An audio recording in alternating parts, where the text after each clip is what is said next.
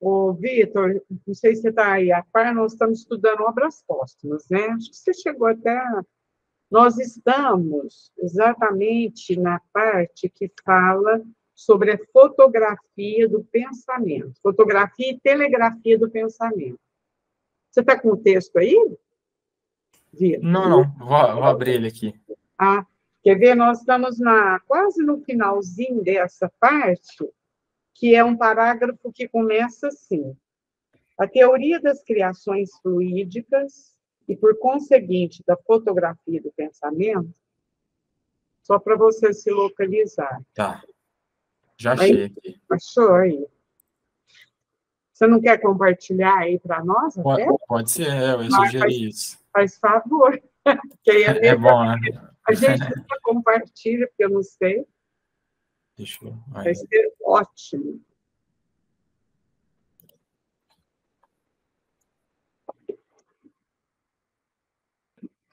E o tamanho tá bom? Querem que aumente? Para mim está bem. Todo mundo está lendo bem, né? Acho que sim. Está ótimo. Beleza. Quer que eu faça a leitura, Marleninha? Pode ser? Vai ajudando aí, hein, Vitor? Vai ajudando aí. A humildade. Quando você quiser que pare, é só avisar. Você fica à vontade, pode ler, a gente vai comentando junto, porque essa parte aí, assim, é bastante interessante, mas acaba que está sendo muito novo para todos nós, né? Para todas. Então, vamos lendo devagarzinho, esmiuçando, eu acho que vai ser legal. Beleza, vamos lá, então. A teoria das criações fluídicas e, por conseguinte, da fotografia do pensamento é uma conquista do moderno espiritismo e pode, doravante, considerar-se como firmada em princípio, ressalvadas as aplicações de minúcias, que hão de resultar da observação. Este fenômeno é incontestavelmente a origem das visões fantásticas e desempenha grande papel em certos sonhos. Quem, na Terra, sabe de que maneira se estabeleceram os primeiros meios de comunicação do pensamento? Como foram inventados ou antes descobertos, dado que nada se inventa, pois que tudo existe em estado latente, cabendo aos homens apenas os meios de pôr em ação as forças que a natureza lhes oferece? Quem sabe quanto tempo foi necessário para que os homens usassem da palavra de modo perfeitamente inteligível? Aquele que soltou o primeiro grito inarticulado tinha, sem dúvida, uma certa consciência do que queria exprimir. Mas os a quem ele se dirigiu nada a princípio compreenderam. Só ao cabo de longo lapso de tempo se verificou a existência de palavras convencionadas, depois a de frases abreviadas e, por fim, discursos inteiros. Quantos milhares de anos não foram necessários para que a humanidade chegasse ao ponto em que hoje se encontra? Cada progresso nos modos de comunicação, nas relações entre os homens, foi sempre assinalado como uma melhora no estado social dos seres. À medida que as relações de indivíduo a indivíduo se tornam mais estreitas, mais regulares, a necessidade se faz sentir de uma nova e mais rápida forma de linguagem, mais apropriada por os homens em comunicação instantânea e universalmente uns com os outros. Porque não teria cabimento no mundo moral de encarnado em encarnado, por meio da telegrafia humana, o que ocorre no mundo físico por meio da telegrafia elétrica? Porque as relações ocultas que ligam de maneira mais ou menos consciente os pensamentos dos homens e dos espíritos por meio da telegrafia espiritual não se generalizariam entre os homens de modo consciente? Quer que continue? Eu acho que aqui a gente já pode fazer uma reflexão, né? Pois é. Porque, na realidade, ele está querendo mostrar que é possível fotografar o pensamento, né? E aí ele vai mostrando que o nosso caminhar aqui na Terra, né? O homem na Terra, os primeiros homens encarnados aqui, eles não falavam, muito menos, claro, escreviam, mas se comunicavam, né? Através dos gritos, dos desenhos, depois dos desenhos nas cavernas, e aí lentamente vai elaborando o código de comunicação. Ajuda aí, Deus. Pode falar. Isso daí é uma coisa muito interessante, né? Uma dúvida muito grande que todo mundo tem, né? Como que a linguagem surgiu, como que as pessoas começaram a se comunicar. e a coisa chegou no ponto de ser tão articulada como ela é hoje, né? É uma coisa curiosa. E é claro, né, a linguagem nem sempre foi o que ela é, e é interessante a gente perceber que a comunicação, ela perpassa a linguagem, né, ela não se reduz à linguagem, a linguagem como nós conhecemos, né, dada por nós, seja no português, seja em outras línguas, outros idiomas, a linguagem é muito mais que isso, né, a linguagem, ela representa algo muito maior, assim, ela representa, de fato, a tentativa de colocar ideias em formas de expressão para que outras pessoas compreendam o que estamos pensando, né? E tanto é que a gente consegue entender os animais, por exemplo, né? Quem tem bicho sabe disso. O bicho não fala nenhuma palavra no nosso idioma e a gente entende, às vezes, tudo que ele quer dizer com os comportamentos dele. Então, através de comportamentos, ele consegue descrever o que ele está sentindo, que é curioso, né? Então, meus gatos, por exemplo, quando eles estão com fome e não tem uma quantidade suficiente de ração para eles no pote, eles ficam sentadinhos em frente, eles esperando, assim, com a cabeça para cima. E aí a gente já entende o que eles querem e aí você vai lá e serve mais um pouco de ração para eles. Então, eles criam comportamentos que conseguem descrever e que a gente compreenda, né? Porque a linguagem nada mais é do que a tentativa de compreensão entre o interlocutor e aquele que escuta, né? O interpelado. Então, o grande objetivo da linguagem é esse, né? Que as pessoas se compreendam, que haja compreensão entre ambas as partes, ou mais partes, né? Que sejam. Então, é interessante, né? É claro, a telegrafia do pensamento, ela vai... O Adolfo, ele gosta bastante de falar, inclusive, que se fosse nos dias atuais, provavelmente Kardec falaria em vídeo do pensamento, né? Porque naquela época não existia o vídeo, né? Eu acho que o vídeo ele seria muito mais certeiro na descrição do que é essa telegrafia do pensamento, assim, de como que essa fotografia acontece, porque de fato a gente pode pensar que quando a gente está imaginando, a gente está de fato criando uma espécie de filme na nossa cabeça, né? Algo que não é estático, são várias coisas acontecendo ao mesmo tempo. Mas é um tema curiosíssimo, muito interessante. É isso mesmo. Ah, pode falar, Berinho. Marleninha, é o seguinte, a hora que você começou a dizer onde que a gente estava, eu tinha pegado o livro errado, eu fui lá no armário pegar o livro certo. E eu, assim, eu estou meio boiando, não estou conseguindo situar no meu livro onde é que nós estamos.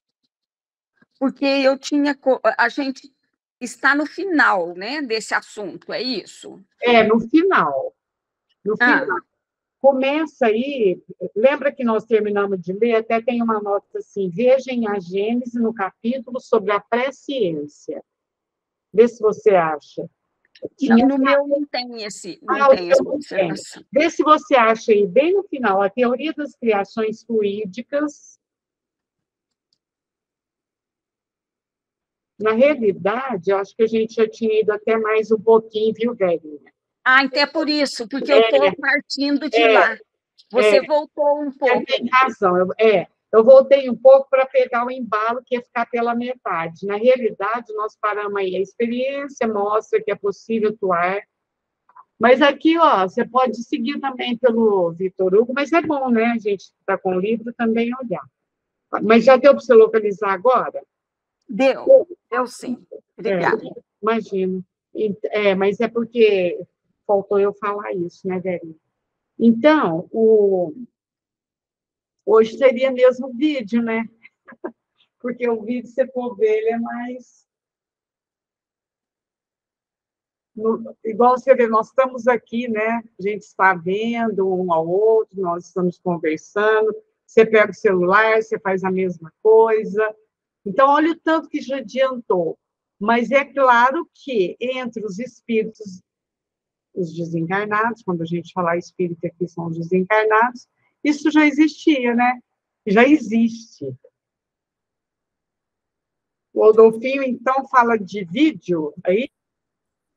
Todas as vezes, né? Desde a primeira vez que eu tive contato com esse tema, assim, há algum tempo atrás, o Adolfinho sempre trouxe essa reflexão, assim, eu acho que, de fato, cabe, né, pensar dessa maneira. Provavelmente, nos dias de hoje, a gente pensaria numa espécie de, ao invés de uma fotografia do pensamento, como se fosse um vídeo, né, que seria uma descrição ainda melhor do que uma fotografia. É claro, o Kardec utilizou dos recursos que ele tinha ali no contexto que ele estava inserido, né?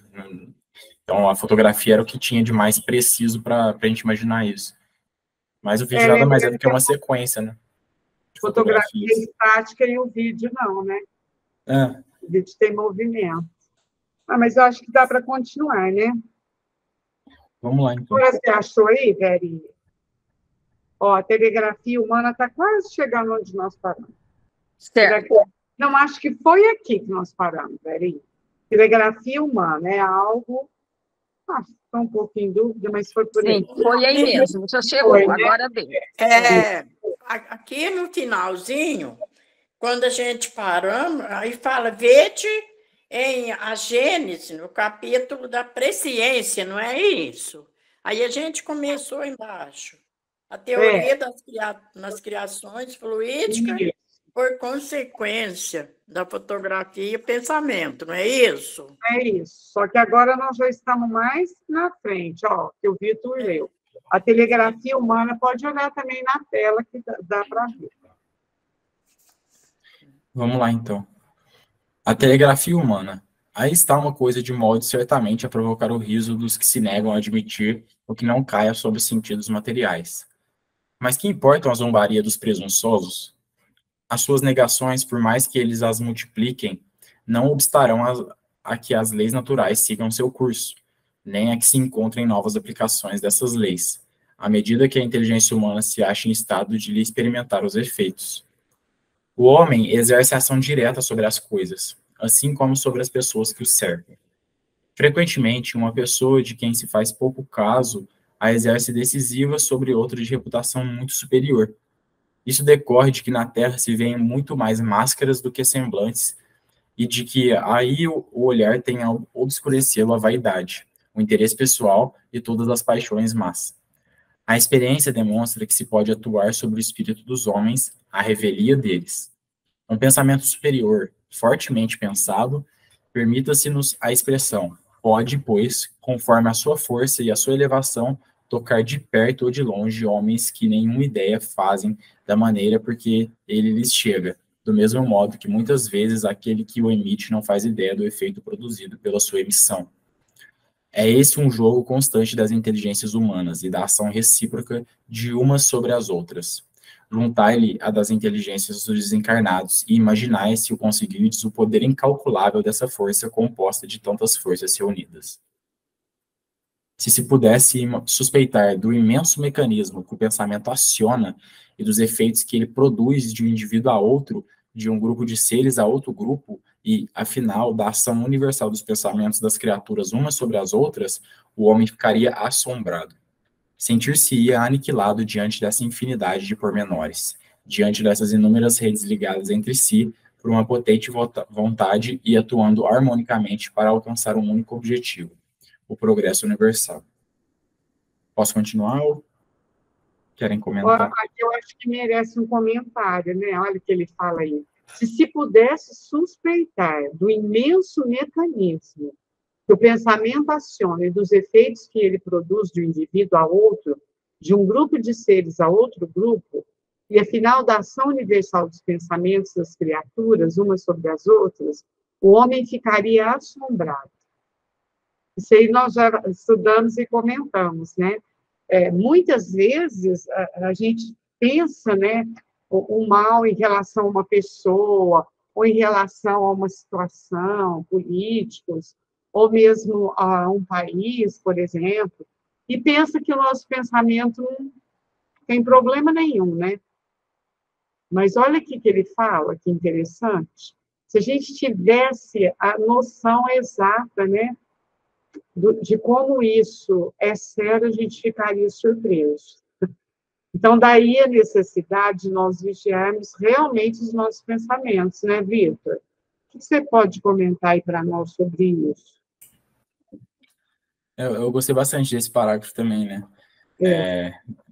Porque ele traz essa reflexão de algo que a gente não costuma imaginar, porque a gente pensa constantemente, né? Estamos constantemente pensando algo, e não nos damos conta da magnitude que esses pensamentos possuem, né? Principalmente quando eles têm por detrás uma certa vontade, né? É um pensamento mais obstinado sobre alguma coisa, então ele tem uma força maior ainda, principalmente se forem pensamentos que são pensados em grupo, né? Que tem uma força ainda maior.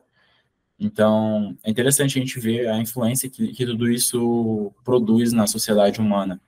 Mas não só isso em nós mesmos, né? A gente pensar que tudo que a gente pensa tem efeito em nós. Então, cabe a reflexão de pensar a qualidade dos nossos pensamentos, né? O que pensamos. Porque o pensamento nada mais é do que uma ferramenta do espírito, né?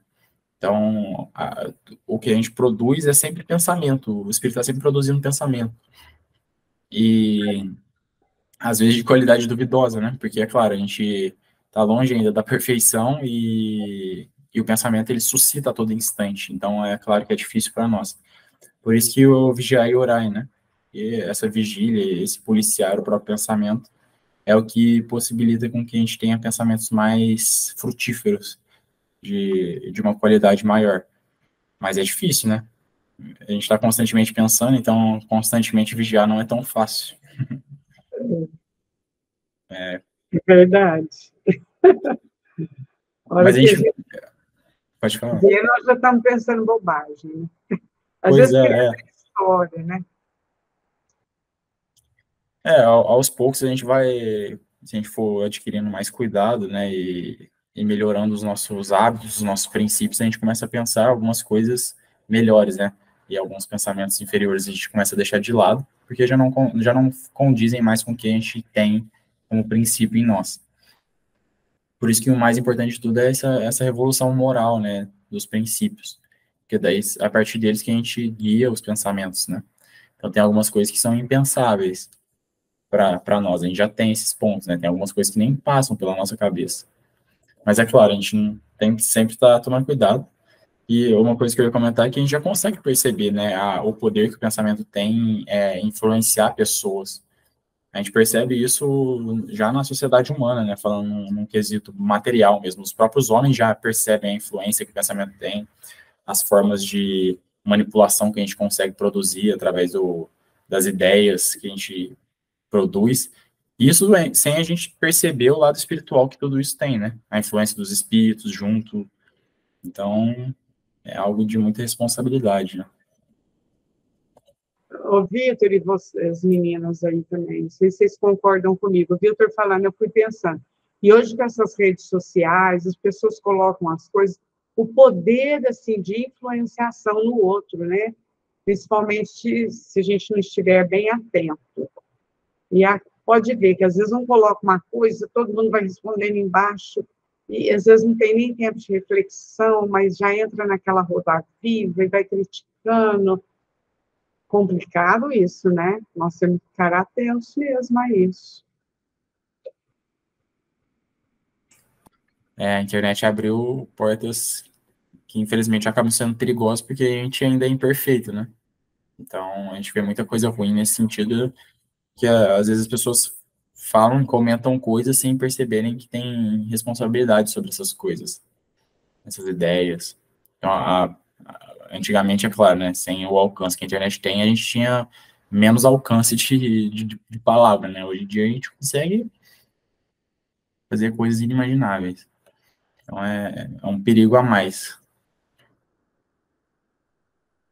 Um perigo a mais e uma vigilância a mais, né? A Isaltina quer falar, pode falar. Oi, vou falar. Então, eu também fiquei muito atenta a esse parágrafo, né, ao que vocês estão comentando, e me veio também no pensamento. Às vezes, eu posso estar com a boca fechada, né? Estou num grupo, estou com a boca fechada, uma reunião familiar, né? Está lá as cunhadas, tios e tudo mais. Só que o meu pensamento está, nossa, borbulhando, vamos dizer assim, coisas que não sejam agradáveis. Então, às vezes, fala, nossa, mas a Isa é tão quietinha, tal. Gente, eu tenho que me observar. Porque e o meu pensamento? Ele atinge, né? Ele chega àquele, ou àqueles, né? Ao qual a gente está afetando. E é lógico que retorna a nós, né? Isso aí. Mas, então, realmente, como é importante, como o Vitor Hugo falou, o orar e vigiar. que vem de Jesus, né? Palavras de Jesus. Antigamente, bem antigamente mesmo, eu era jovem, eu achava que era vigiar e tinha que ficar olhando para trás, quem estava me seguindo. Depois, estudando e tudo mais, eu fui entendendo. É vigiar os meus pensamentos. Porque eu posso estar quietinha, a boca fechadinha, mas o meu pensamento dirigindo a determinado irmão, né, aquela reunião, determinada situação, está realmente negativo, né, está realmente ruim. Principalmente nessas situações que a gente vê, ainda acontece, né, das guerras, então a gente tomar partido. Ah, porque tal país assim, assim devia acontecer isso, o outro que devia acontecer. Não, o nosso partido, porque isso aí já veio uma chamada para nós numa reunião, o nosso partido é o amor. Então, é orar para os dois lados, né? Então, é através do pensamento. Isso aí me pegou bastante o pensamento, viu, gente? Eu tenho que tomar cuidado comigo, esse pensamento meu. É Só só se eu... você não, Inês. Olha quem está chegando aqui, a Ana. Ana Luísa. Tudo bem, Ana? Ana? Está fechado o Oi, seu áudio. Ana. Eu tô Oi, sem gente, áudio. desculpa o atraso. Tudo bem? Olha quem está aqui, o Vitor Hugo. Pois é, já pensou o que eu ia perder? Aí, ó, Você que é o Vitor tá Hugo. vendo? E aí, Ana, Ainda tudo bem bem? que eu acudi em tempo. Hoje Aí. eu atrasei, eu tive que sair, a chuva me pegou, Ah, aí eu atrasei, menina. Atrasou tudo. a Mas importância. foi Mas você assim. tá, É, ele compartilhou a tela para nós, Ana, mas se você for olhar no seu livro, está quase no finalzinho do pensamento e a telegrafia lá, viu? sei. Tá bem Tá, na última página. Então, tá. pode continuar, viu? Vamos lá. Pela telegrafia do pensamento, ele apreciará em todo o seu valor a lei da solidariedade, ponderando que não há um pensamento, seja criminoso, seja virtuoso ou de outro gênero, que não tenha ação real sobre o conjunto dos pensamentos humanos e sobre cada um deles. Se o egoísmo o levava a desconhecer as consequências para outrem de um pensamento perverso, pessoalmente seu, por esse mesmo egoísmo, ele se verá induzido a ter bons pensamentos para elevar o nível moral da generalidade das criaturas, atentando nas consequências que sobre si mesmo produziria um mau pensamento de outrem. Que serão, senão, consequência da telegrafia do pensamento, esses choques misteriosos que nos advertem da alegria ou do sofrimento de um ente caro, que se acha longe de nós? Não é a um fenômeno do mesmo gênero que devemos os sentimentos de simpatia ou de repulsão que nos arrastam para certos espíritos e nos afastam de outros? Há certamente aí um campo imenso para o estudo e a observação, mas do qual ainda não podemos perceber senão as massas. O estudo dos pormenores resultará de um conhecimento mais completo das leis que regem a ação dos fluidos uns sobre os outros.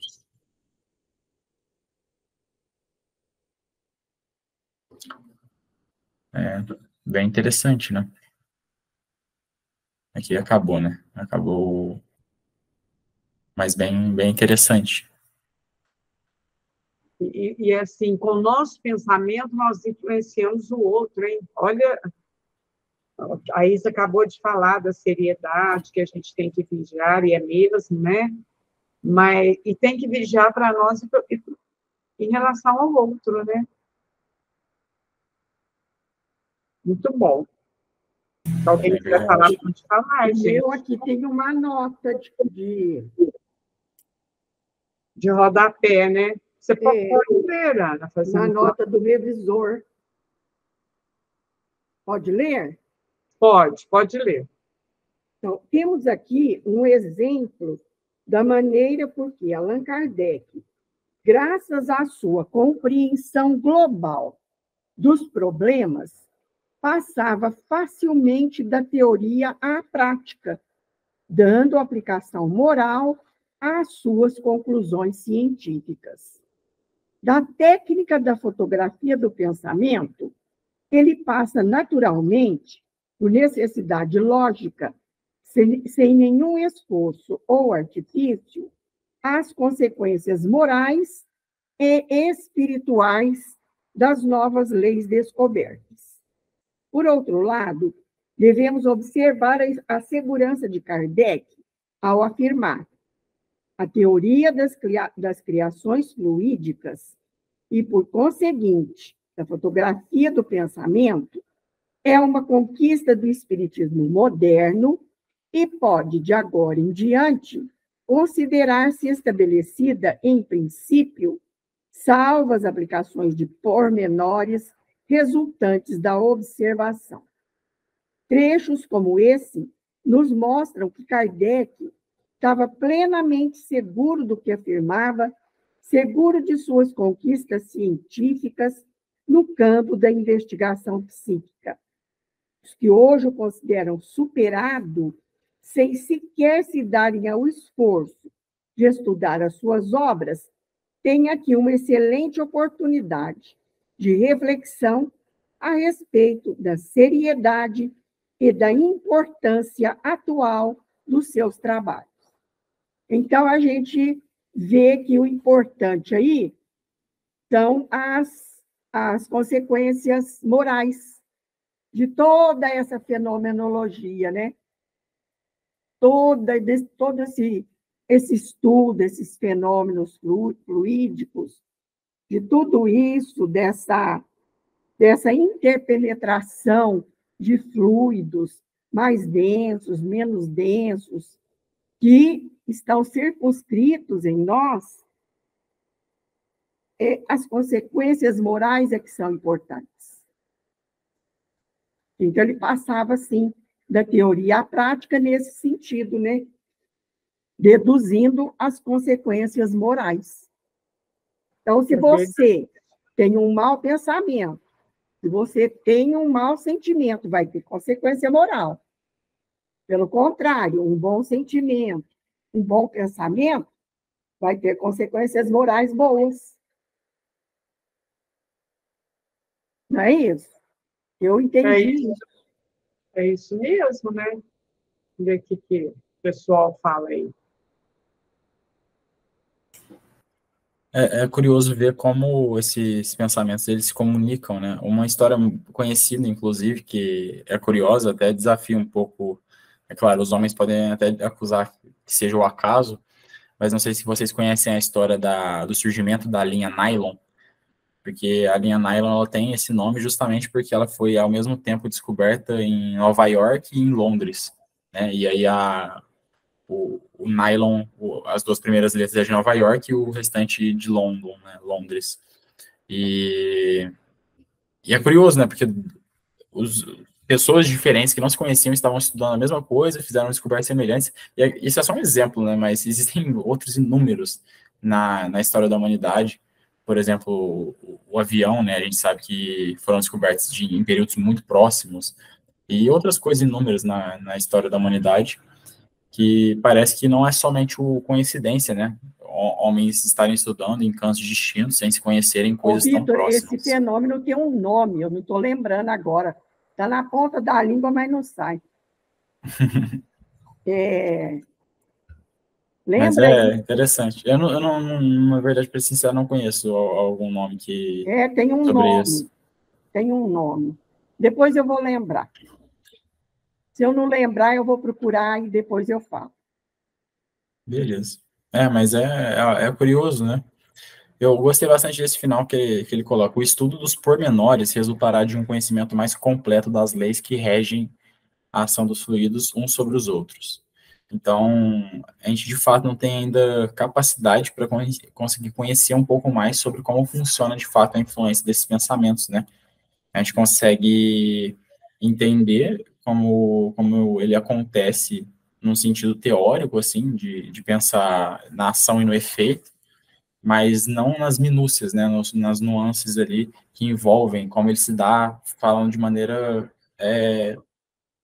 eu acho que posso dizer física, porque a forma como ele aplica, né, como ele reage sobre os fluidos.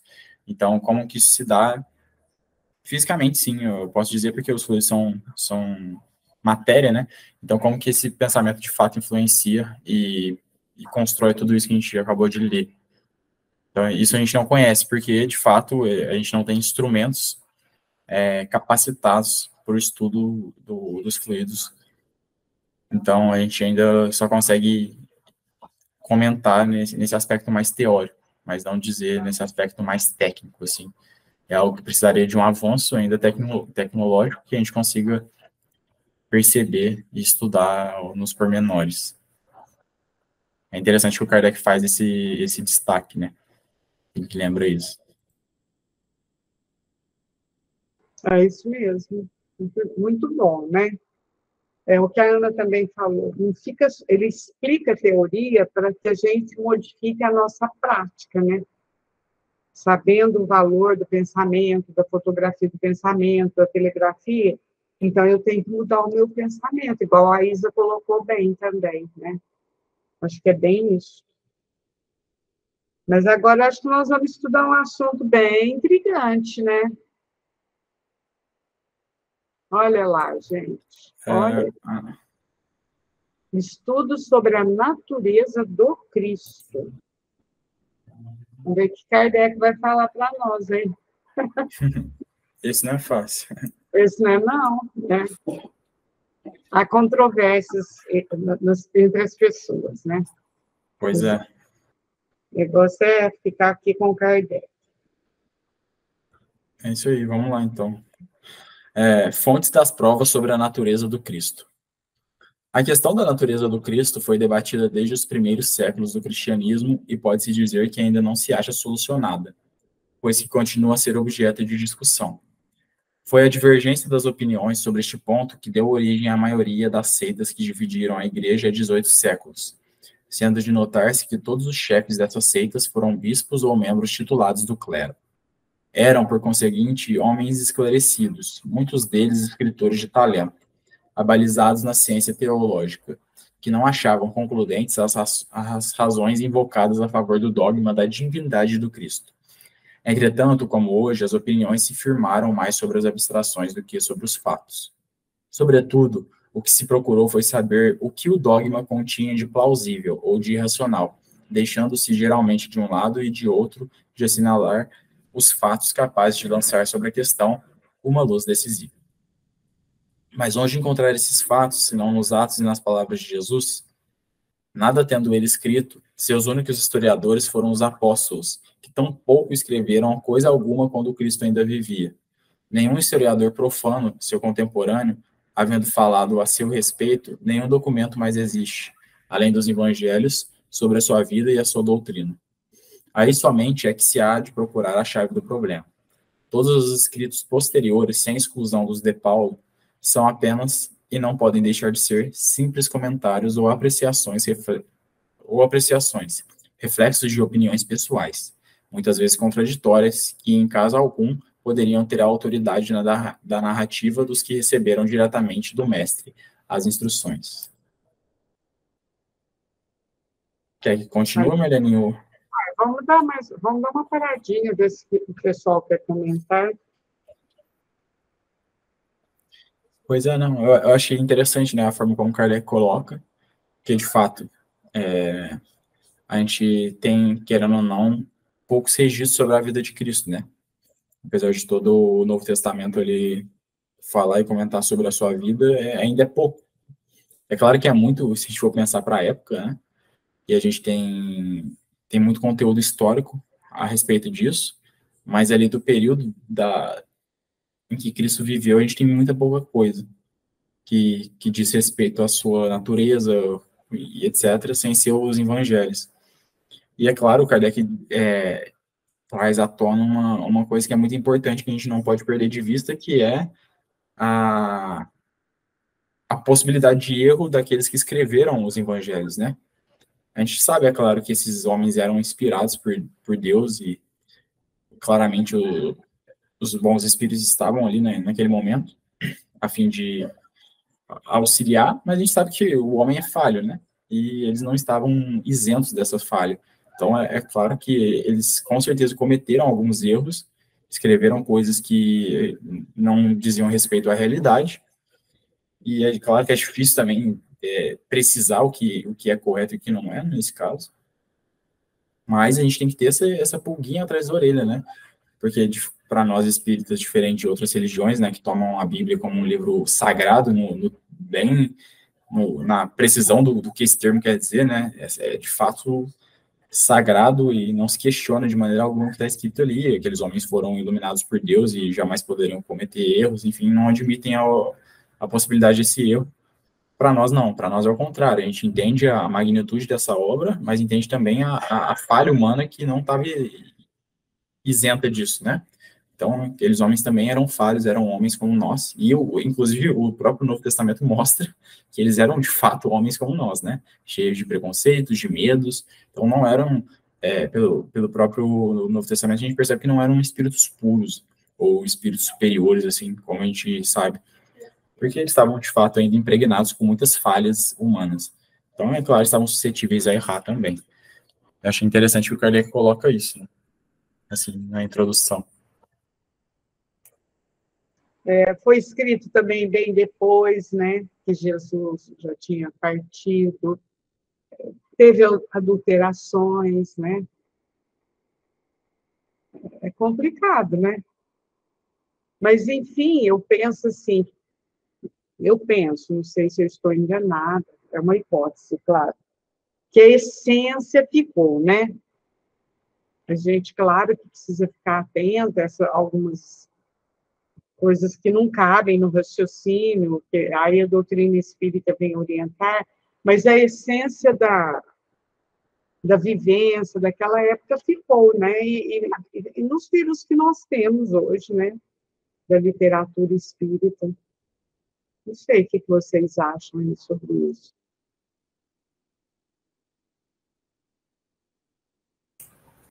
É verdade. De fato, eu também, nesse ponto, eu concordo. Acho que a essência está ali, né?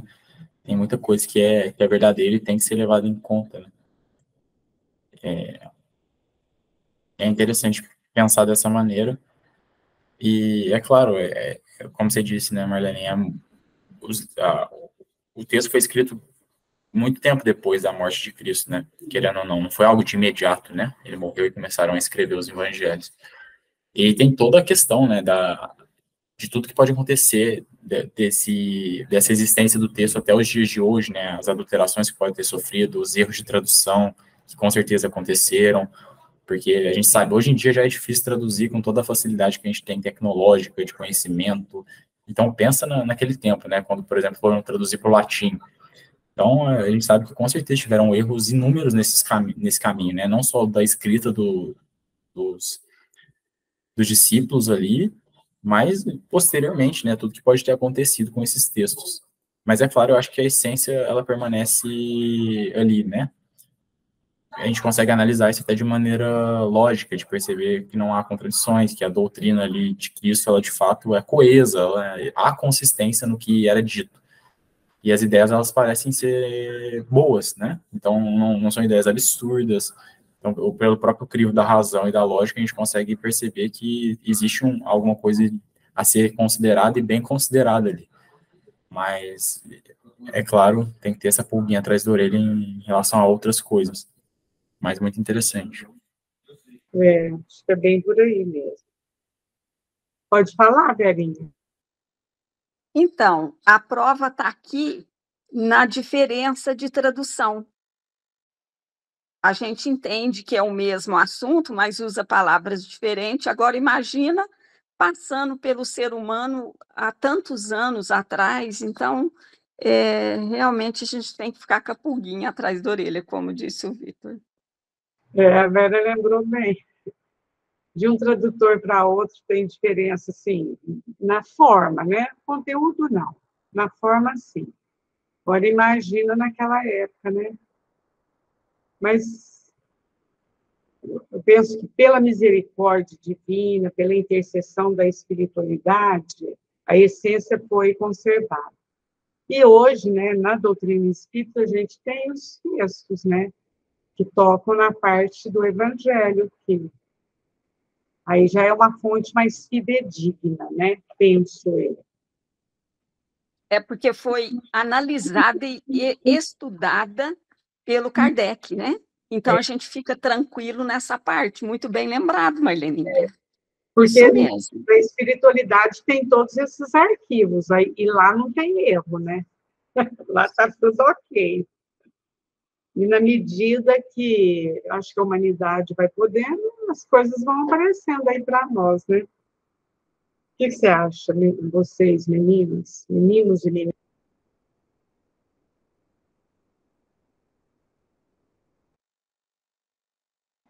Continuamos, então, Vitor? Vamos lá, então. Sobre essa questão, como sobre as de todos os dogmas em geral, o acordo entre os pais da Igreja e outros escritores sacros não seria de invocar-se como argumento preponderante, nem como prova irrecusável a favor da opinião de uns e outros, uma vez que nenhum deles citou um só fato fora do Evangelho concernente a Jesus, que nenhum deles descobriu documentos novos que seus predecessores desconhecessem. Os autores sacros nada mais conseguiram do que girar dentro do mesmo círculo, produzindo apreciações pessoais, deduzindo corolários acordemente com seus pontos de vista, comentando sobre novas formas e com maior ou menor desenvolvimento das opiniões contrárias às suas.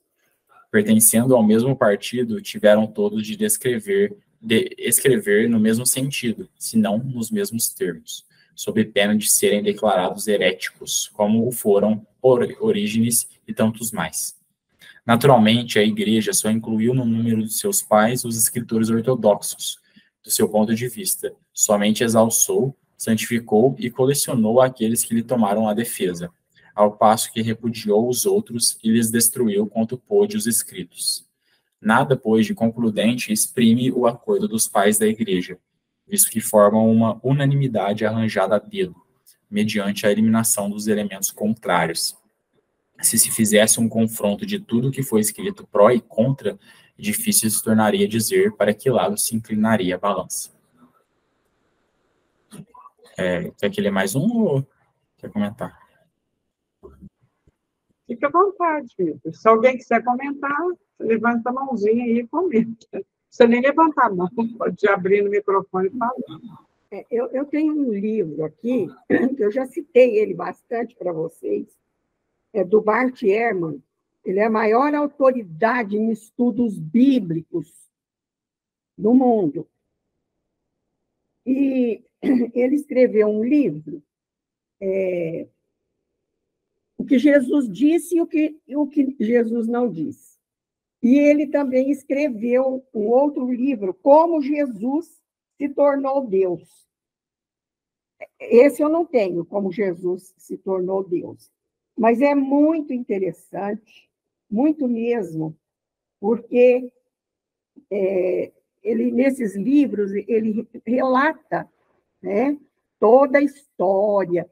Então, ele fala o seguinte, esse que eu li, que é o que Jesus disse e o que Jesus não disse, o Bart Ehrman diz o seguinte, que os copistas copiavam o Evangelho porque era ditado e tinha os copistas que copiavam, né? Por exemplo, suponhamos que Mateus não soubesse escrever, mas ele ditou e um copista copiou.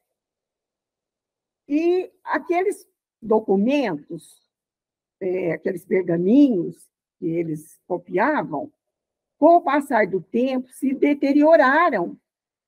Então, eram comidos por carunchos, e mesmo assim, buraquinhos de dobrar através do tempo, borrões. E então, os copistas, não sabiam ler.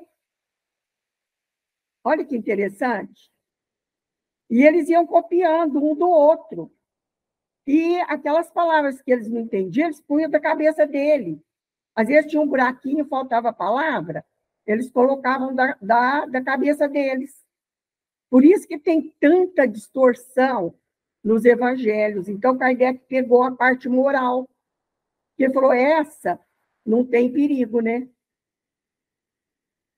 Igual, por exemplo, a história.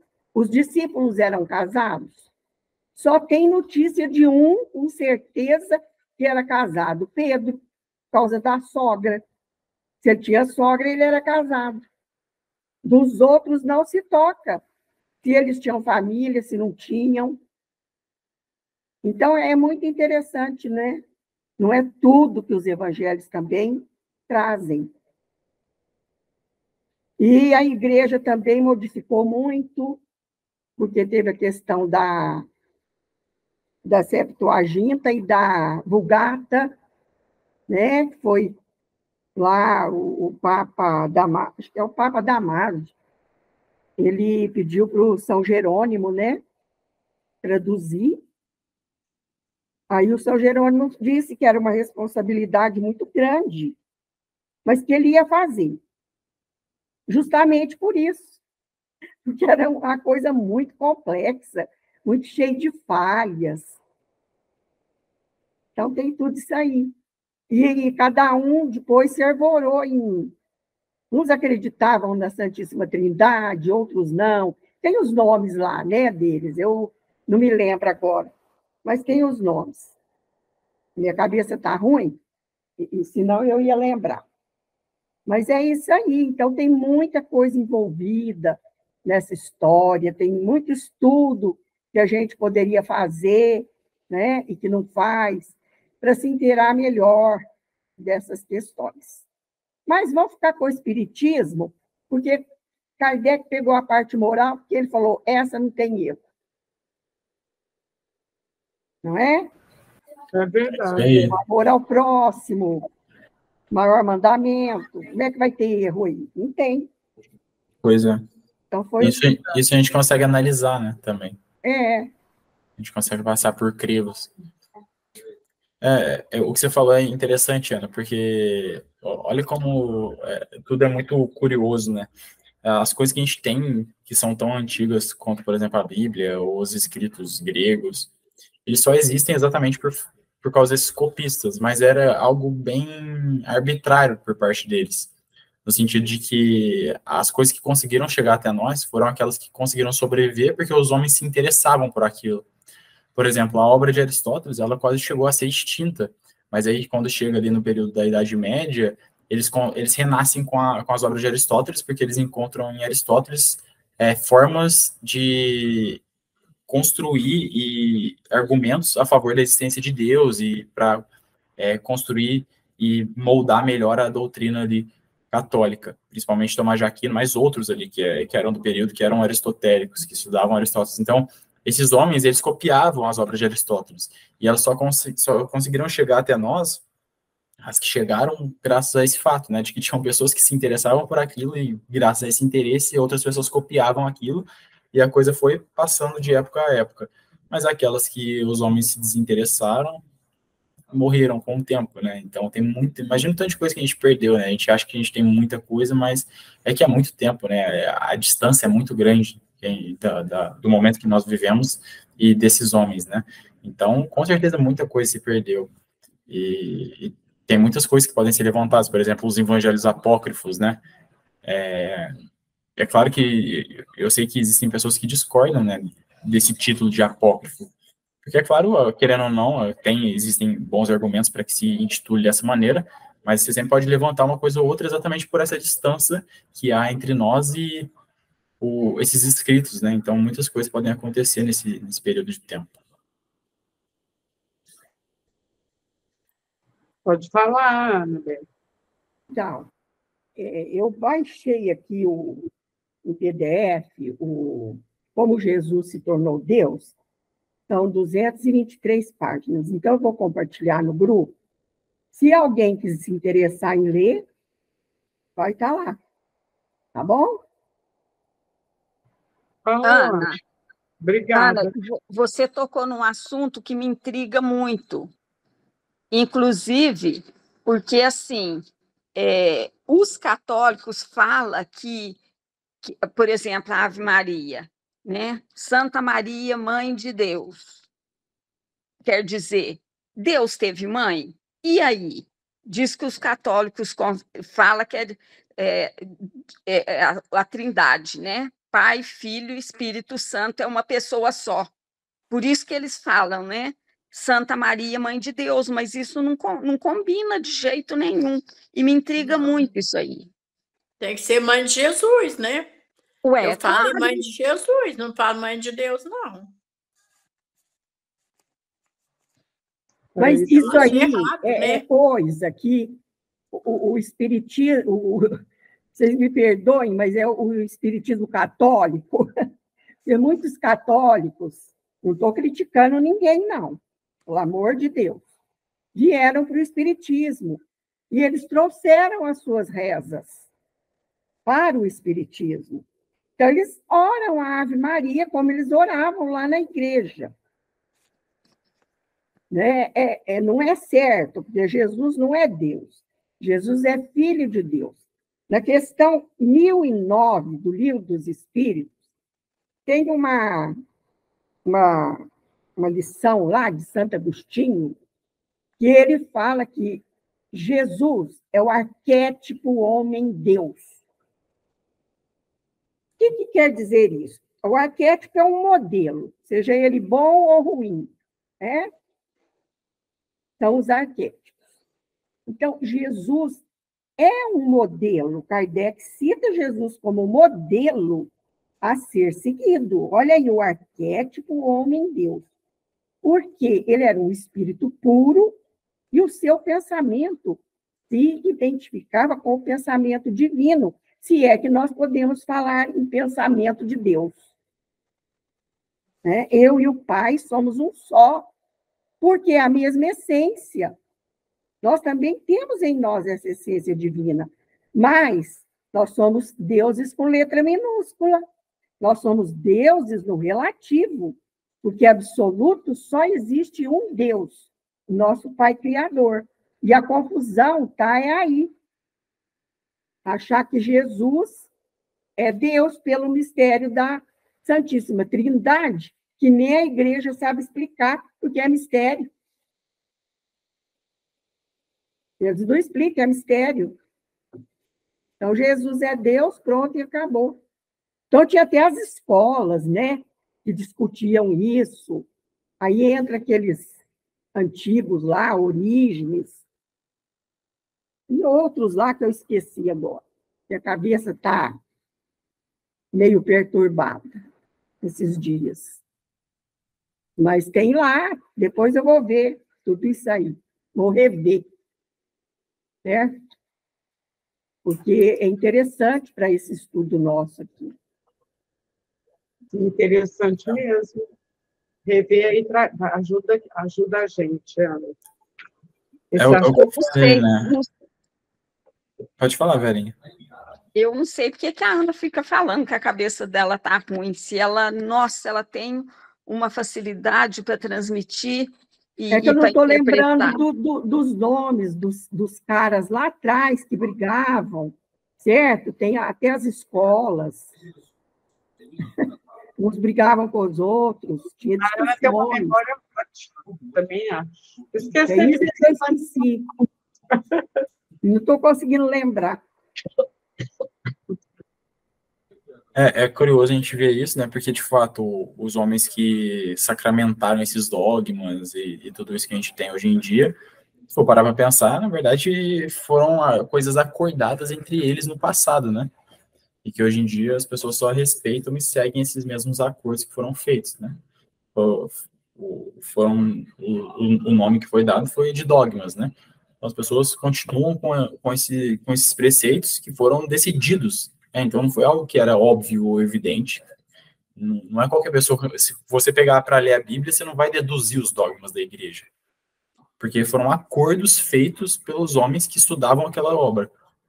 Então, poderia ter sido diferente, os dogmas poderiam ter sido outros, porque foram coisas decididas, e é o que a Ana falou, tinha muitas discussões na época. Então, isso não só no cristianismo primitivo, ali logo depois de Jesus, os primeiros séculos, mas principalmente naquele período da primeira parte da Idade Média, ali, em que a doutrina católica tomou forma, de fato, né, com todos esses dogmas. Então, esses homens discutiam e determinavam as coisas. Eles decidiam de maneira, a gente pode dizer, arbitrária, né? Eles pensavam, é o que o Kardec fala, eles não usavam para justificar os seus próprios argumentos referências externas à Bíblia. tipo assim, peguei outro livro aqui que fala alguma coisa semelhante a isso e que fortalece o que eu estou pensando. Não, eram todas coisas que eles pensavam dentro da própria obra, dentro da própria Bíblia.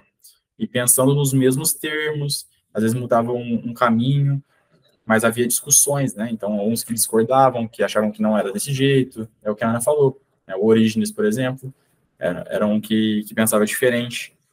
Inclusive, pelos escritos de Orígenes, a gente percebe que ele acreditava numa espécie de reencarnação. E a igreja excomungou ele. Então, assim, são coisas que ficam no passado, mas que foram escolhas humanas, né?